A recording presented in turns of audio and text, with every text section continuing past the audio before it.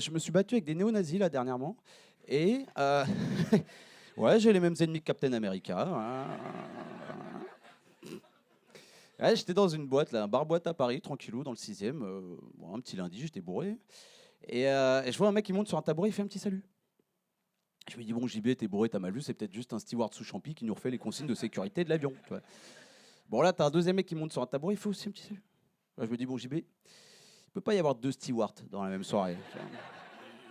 Donc là, je prends mon délire, je cours, je mets un shoot dans le tabouret, là, le mec s'explose par terre, et là, dans ma tête, je suis un héros. Ah, je mets mon écharpe sur le côté, je suis Jean Moulin. Hein. Jean Moulin Diallo. Mais Jean Moulin quand même. Hein. Et le problème, c'est que le mec qui se relève vient me voir, il fait ouais, pourquoi t'as fait ça? Pourquoi t'as fait ça? Il met le doute. Donc je lui dis, mais t'es steward ou. Et il me dit non, je lui dis bah mère alors en fait. Et le problème, c'est qu'eux, ils étaient 10. Moi, j'avais qu'un pote. Ah, les chances de survie étaient minces. Hein. Gilbert Montagnier et Stevie Wonder ont plus de chances de s'en sortir à 200 sur l'autoroute. Hein. Stevie, t'oublies pas de me dire quand c'est la sortie. Hein.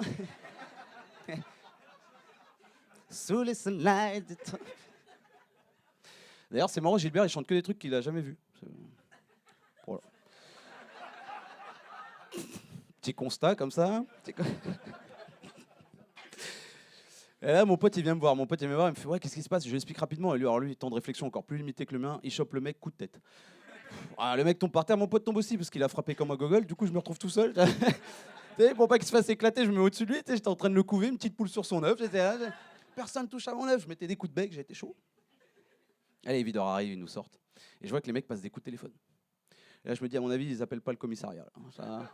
Donc, je regarde mon pote, je fais, on va marcher tranquillement jusqu'au bout de l'allée. Arrivé au bout de l'allée, on tape un sprint. Donc, on arrive au bout de l'allée, on voit qu'ils nous suivent un peu. Et là, pour faire diversion, je crie, il y a des juifs, on est parti de l'autre. Ouais, bah désolé, hein, mais bon, voilà, bourré, j'ai le courage de Jean Moulin, d'écuver celui du maréchal Pétain. Voilà. Et quand je suis rentré chez moi, je me suis dit, putain, mais pourquoi néo-nazi? Non mais c'est vrai, on met néo devant tout pour faire croire que ça a changé, que c'est nouveau, néolibéralisme, néocolonialisme, néonicotinoïdes, néonès, alors que c'est pas parce que tu mets un peu de basique sur de la merde que ça aura le goût de burrata. Quoi.